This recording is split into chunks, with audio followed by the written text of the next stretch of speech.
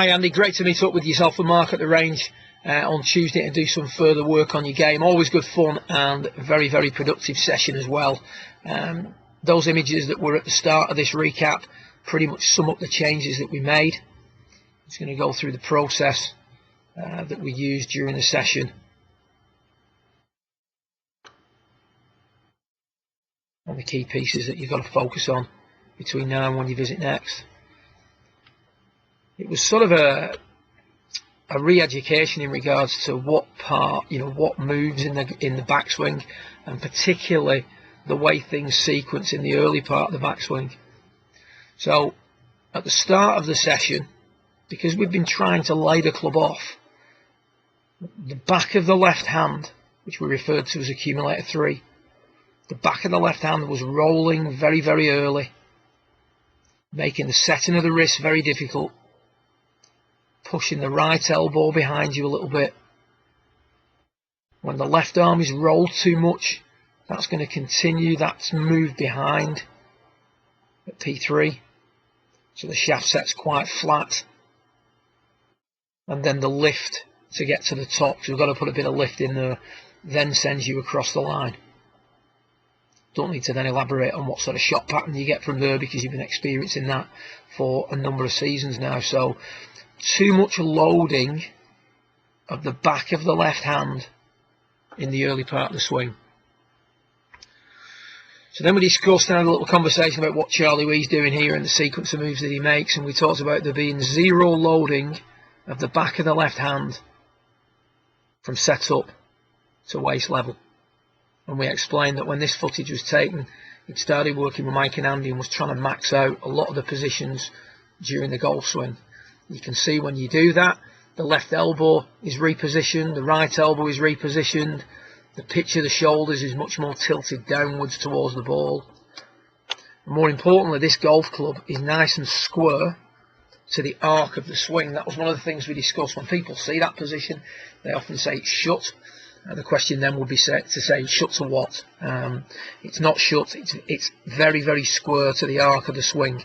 The swing that we see here on the left, where the toe end of the club points skywards, or more skywards, is actually very open to the arc of the swing, which means we've now got to do a lot of rotation during the hitting of the golf ball to get any sort of straight shots.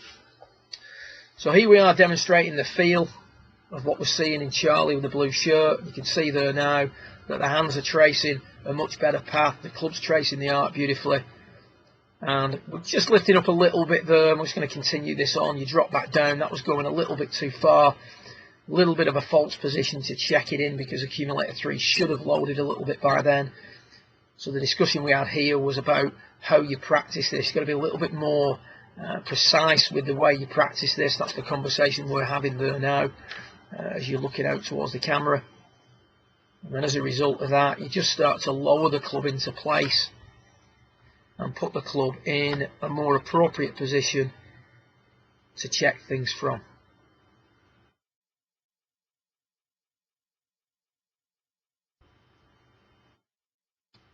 There.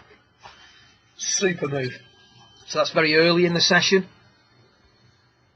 From there we talked about introducing a little bit of lift to complete the backswing, so that the shaft would set a little bit more differently. So you can see there now, if I take those two swings both up to when the left arm's parallel, there's a marked difference in the overall look at that point. Much more similar to what we're seeing here with Charlie when the left arm's parallel with the ground, the shaft's setting more. And then towards the end of your session, this is you with driver demonstrating the drill. I'm going to take the club back from set up to waist level with zero rotation of the back of the left hand. That's going to allow the club to trace the arc without rolling open and under. So a much squarer club face in relation to the arc at P2. Then we're going to try and introduce a little bit of upward to complete the backswing, setting the club in a slightly more appropriate position Just a little bit across the line, but nowhere near as much. Then from there on the through swing, we can see that we lose the inclination to the ground. The head comes off the wall. Yourself and Mark have been looking at that.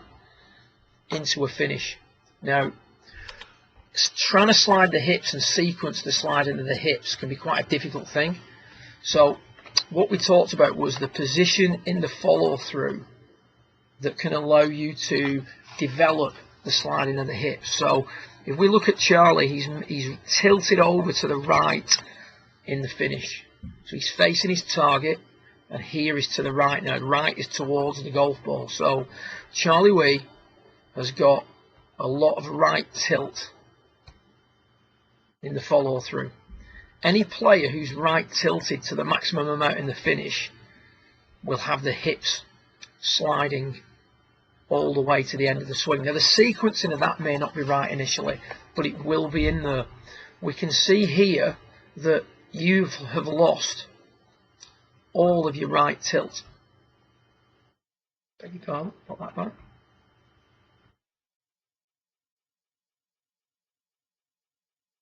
So we're stood up. So if I wanted to make that a finish similar to Charlie's, I would have to tilt you over to the right more. And the right tilt is achieved by the hips sliding. Remember, your hip slide is this way now. So if the hips were slid more, you'd be tilted over to the right more like you see with Charlie. It's far easier to concentrate on achieving the maximum amount of right tilt in the finish than it is on trying to feel what the hips are doing during the downswing, because the hips are always changing position, if you will. The sliding of the hips is always changing orientation depending on the amount of hip turn that we've got. So try and focus on the finish. We want zero rotation of the back of the left hand in the early part of the swing, and then during the finish we want the maximum amount of right tilt. Well done, great session, and look forward to doing it again.